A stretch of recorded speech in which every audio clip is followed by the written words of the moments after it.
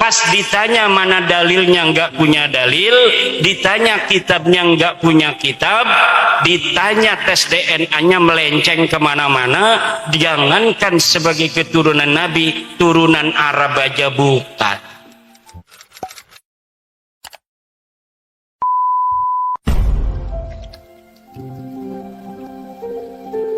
Ini tepuk tangan maksudnya pakai.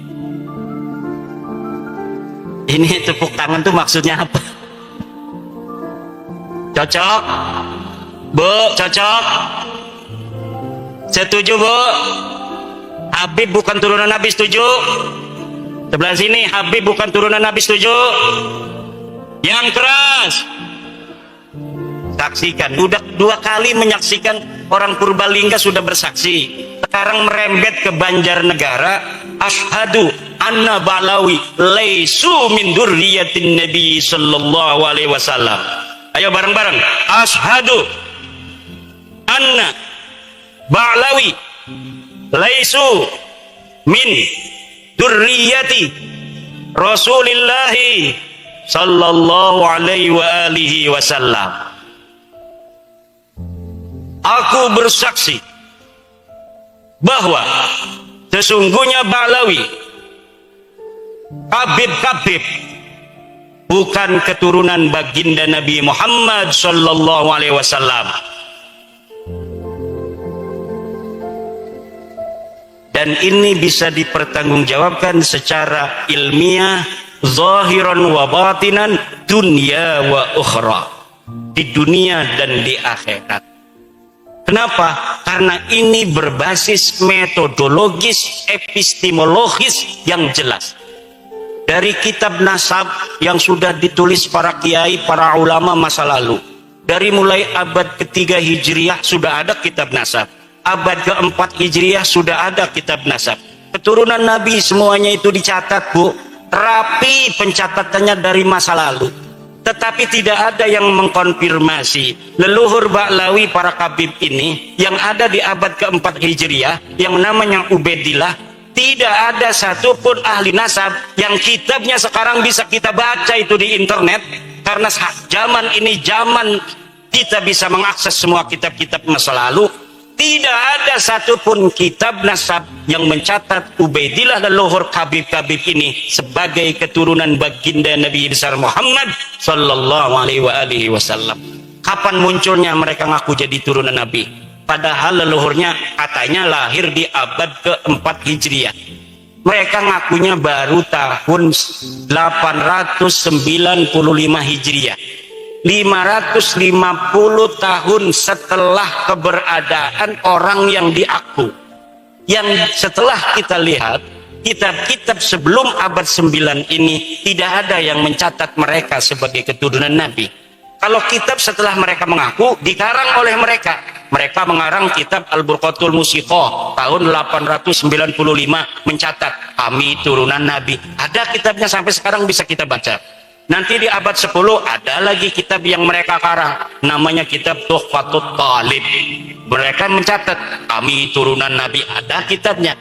Abad ke-9 Hijriah ada, 10 Hijriah ada, 11 Hijriah ada dicatat. 12 Hijriah ada, 13 Hijriah ada, 14 Hijriah juga ada, sampai sekarang ada. Mereka dicatat turunan Nabi. Tapi mulai dari abad mereka mengaku, sebelumnya tidak sama sekali dicatat mereka sebagai keturunan Nabi. Leluhur mereka yang katanya wali, faqih, muqaddam, sahib, mirbat, semuanya tidak terkonfirmasi sebagai keturunan Nabi. Bahkan menurut sejarah, kitab-kitab sejarah yang dapat kita baca di Yaman, tidak ada di Yaman orang yang bernama faqih, muqaddam. Tidak ada di Yaman orang yang bernama Muhammad Sohib Mirbat. Tidak ada orang yang bernama Ubaid. Lalu mereka mencatat nama-nama itu berdasarkan apa? Berdasarkan menurut seorang peneliti dari Barat yang bernama Alexander Knies, berdasarkan historical imajinatif, yaitu sejarah imajiner yang ditulis berdasarkan khayalan semata. Allahu Akbar. Kenapa sekarang saya menggunakan salah satu pendapat dari orang Barat? karena pendukung mereka namanya Rumel Abbas sekarang menggunakan orang barat, menggunakan kiai dari Mesir. Saya bantah, Teh Ali Jum'ah tidak bisa jawab, itu orang Mesir. Orang Iran namanya Mahdi Rojai bikin video bahwa dia mendukung Ba'alawi sebagai cucu Nabi. Saya bantah, tidak berani jawab, tidak berani diskusi dari Iran. Ulama Iran tidak berani melawan ulama dari Jawa, Indonesia. Ulama Mesir tidak berani melawan ulama Jawa, Indonesia. Ulama Yaman tidak berani melawan orang Jawa, Indonesia. Siapa di dunia ini yang mau bela Ba'alawi, silahkan daftarkan diri untuk melawan ulama dari Indonesia, putra Nusantara asli. Gak bakal ada yang berani. Kenapa tidak ada yang berani? Gak ada dalilnya. Kenapa tidak ada dalilnya? Dia memang palsu. Kenapa palsu? Dia memang bukan turunan Nabi Muhammad. Kalau bukan turunan Nabi Muhammad, turunan Nabi siapa? Nabi Adam. Sama saya, sama kiai, sama polisi, turunan Nabi Adam semua. Ya udah, kita udah, kata saya, kita bukan benci ente, Bib. Bukan benci, cuma ente salah. Ente bukan turunan Nabi, jangan ngaku-ngaku turunan Nabi lagi. Ayo kita, nggak apa-apa kamu bukan orang sini, haplogrupnya beda dengan kita juga. Kita anggap saudara di Indonesia. Tapi jangan bodohin anak-anak Nusantara, jangan ngaku-ngaku cucu Nabi, minta-minta duit, keliling-keliling dawir. Jangan minta-minta duit sama pengusaha untuk membangun sesuatu, membangun pondok dan lain sebagainya, padahal buat beli mobil. Udah sadar bahwa ente bukan cucu Nabi, nggak ada dalam kitab nasab, nggak ada di dalam kitab sejarah tes DNA-nya orang Kaukasus.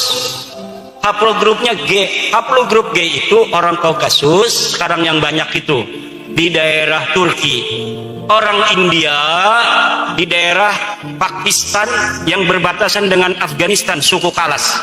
Ini Ba'alawi ini miripnya dengan orang suku Kalas di India, daratan India. Sekarang masuk ke Pakistan, makanya wajahnya mirip wajah India. Dan siapa namanya itu, reporter dari Ba'alawi perempuan, Najwa Shihab, itu telah dites DNA 48% DNA-nya orang India. DNA-nya Najwa Shihab itu silakan lihat di Google, 48% orang India. Saya cari orang India yang garis lakinya itu haplogrup G, itu suku apa? Suku Kalas yang ada di India dan suku Paswan yang ada di India. Mereka mempunyai keunikan tersendiri. Jadi haplogrup G ini punya satu keunikan. Dulu ketika mereka masuk agama Yahudi di abad 10 Masehi, mereka mengaku keturunan Nabi Ishak yang ke-13.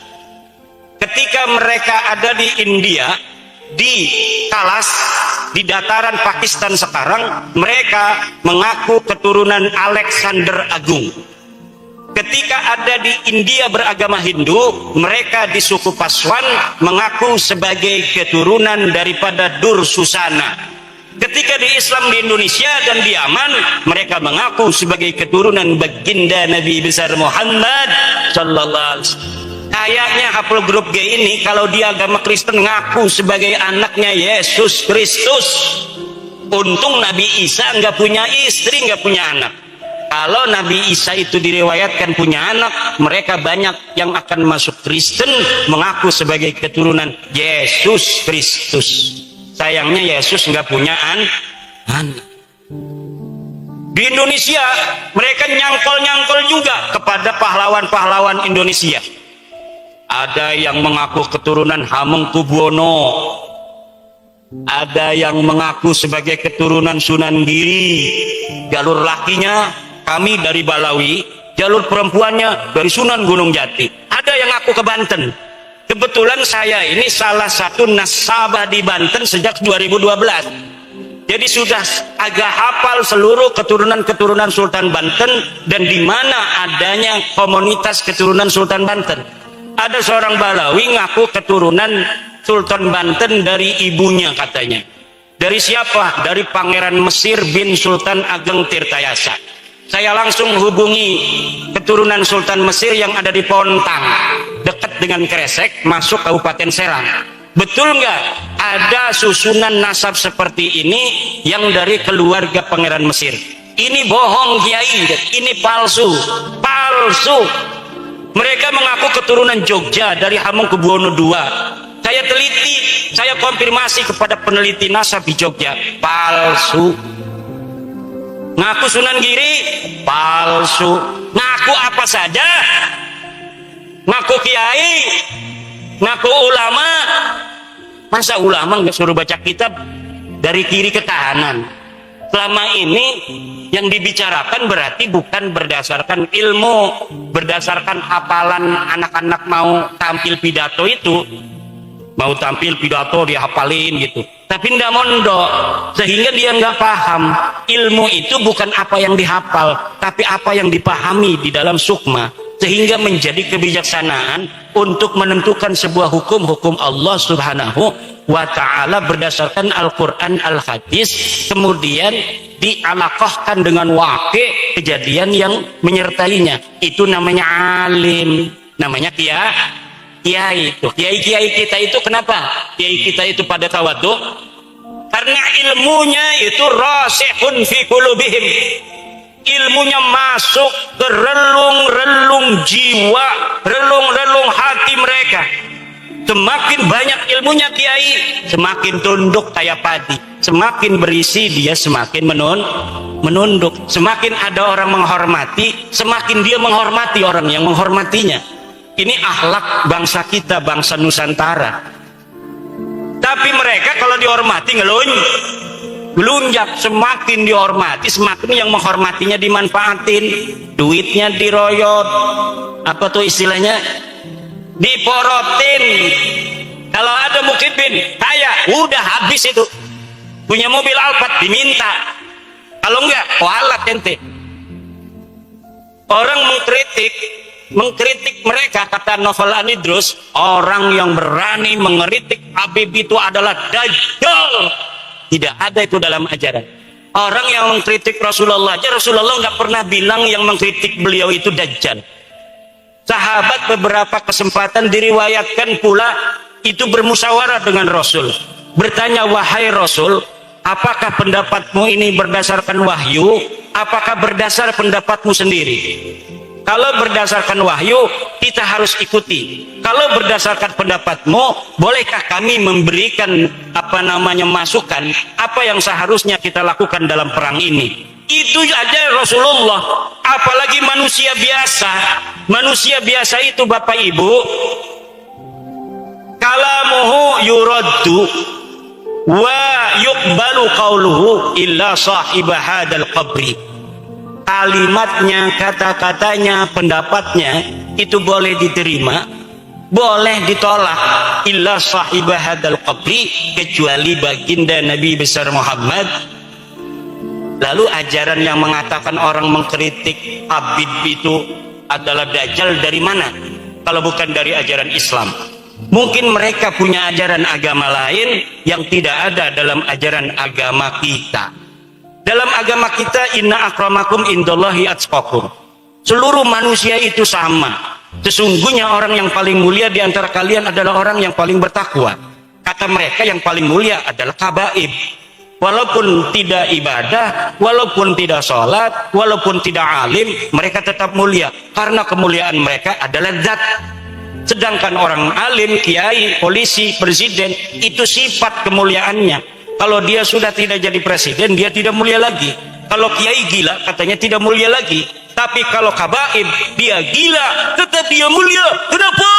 Karena di dalam dirinya ada darah Rasulullah. Dulu tuh nggak laku lagi, Beb. Jangan ngomong-ngomong itu lagi. Nanti diketawain orang Banjarnegara. Nanti diketawain orang Purbalingga, nanti diketawain anak-anak Nusantara. Anak Nusantara hari ini sudah tahu ente bukan turunan Nabi. Kalau ente ngomong dengan ilmu kita terima, tapi kalau ente ngomong lagi dengan doktrin-doktrin, tidak ada lagi tempat bagimu. Karena bangsa Indonesia hari ini sudah ceras, sudah cerdas, sudah mempunyai pencerahan bahwa sesungguhnya kemuliaan manusia di mata Allah hanyalah berdasarkan takwa, bukan berdasarkan nasab. Setuju, Bu? Siapapun, anak siapapun bisa jadi apapun di negara kita yang tercinta Indonesia.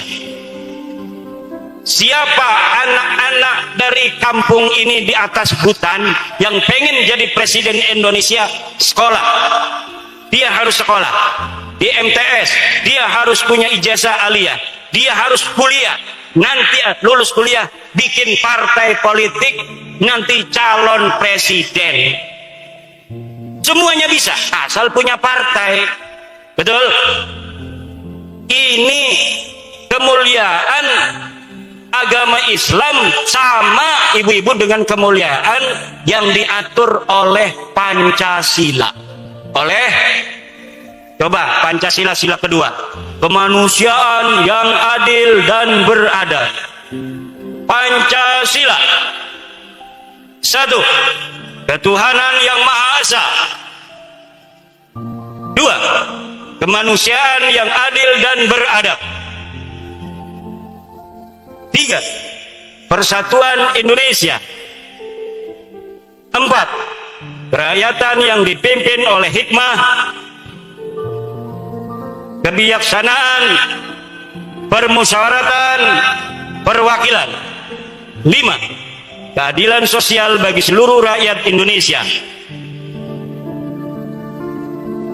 Yang diam aja HTI.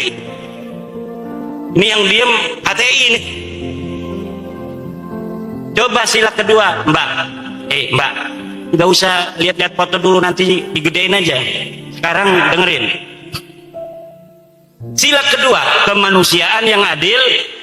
Apa artinya? Kemanusiaan kita ini bagi Indonesia adil. Apa artinya? Semuanya sama bagi Indonesia, bagi Undang-Undang Dasar 45, bagi Pancasila. Tidak ada bedanya di dalam negara Indonesia. Dia yang bernasab turunan raja, dia yang bernasab turunan nabi, dia yang bernasab turunan wali songo, dia yang bernasab turunan tukang jahit, dia yang bernasab turunan TNI, dia yang bernasab turunan petani, pedagang, pendeta, kiai. Di depan Indonesia semuanya sama, anak-anak Indonesia.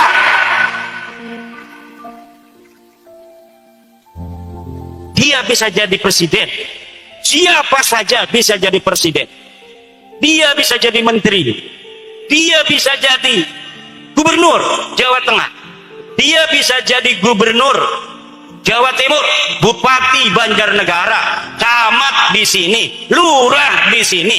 Tidak dilihat dari keturunannya. Silahkan masa lalu mereka keturunan pengkhianat sekalipun, tapi kalau sekarang dia ini komitmen kepada NKRI, kepada Indonesia, mau bersama membangun citra baik bagi bangsa dan negara di mata dunia, maka kita akan terima. Walaupun kita tahu mereka dulu turunan antek-antek penjajah Belanda. Kami punya data dan punya bukti yang leluhur mereka lakukan kepada leluhur kami bangsa Indonesia, yaitu mengkhianati kami. Berbagai macam peristiwa sejarah telah membuktikan leluhur-leluhur bangsa Indonesia yang menginginkan kemerdekaan. Siapa yang mengkhianati? Kami mencatatnya, tapi kami akan hapus semua itu kalau kalian mau mawas diri, kalian mau bersama untuk membangun negara ini hari ini. Kenapa? Kita harus melihat masa depan, betul? Bukan melihat masa lalu. Masa lalu itu suatu yang kadang-kadang sangat menyakitkan untuk dikenang. Saya banyak bersedih kalau membaca sejarah keluarga, sejarah Banten, sejarah perjuangan. Bagaimana leluhur-leluhur kita dulu sampai mengorbankan diri mereka untuk kemerdekaan kita hari ini. Ada yang tergeletak di pinggir jalan. Hari Sabtu 26 Desember 1682. Untuk apa? Untuk leluhur lakukan itu untuk kita hari ini. Tapi banyak yang leluhurnya sebagai antek-antek penjajah kemudian mencatatkan nama mereka sebagai pahlawan. Ketika dicari sejarahnya, ayah, di mana mereka ketika perang Cilegon 1888? Di mana mereka ketika perang Diponegoro 1825? Di mana mereka ketika perang merebut kemerdekaan? Di mana mereka ketika perang mempertahankan kemerdekaan? Ketika masyarakat Surabaya 10 November 45 mati berkalang tanah, di mana mereka berada? Tidak ada satupun dokumen yang menyatakan Ba'lawi ada di sana. Tidak ada. Tapi kita tidak akan mengungkit-ungkit masa lalu. Kita menatap masa depan, hari ini dan masa depan. Ayo kita bersama, jangan ngaku turunan Nabi, jangan merasa paling mulia, karena memang kamu tidak mulia. Tidak ada yang pantas kamu banggakan. Kamu ngaku turunan Nabi, bukan turunan Nabi. Kamu ngaku orang berilmu, bukan orang berilmu, wani adu. Kamu ngaku sebagai orang soleh, tidak soleh. Banyak yang kemarin ketangkep itu ngebegal motor, betul.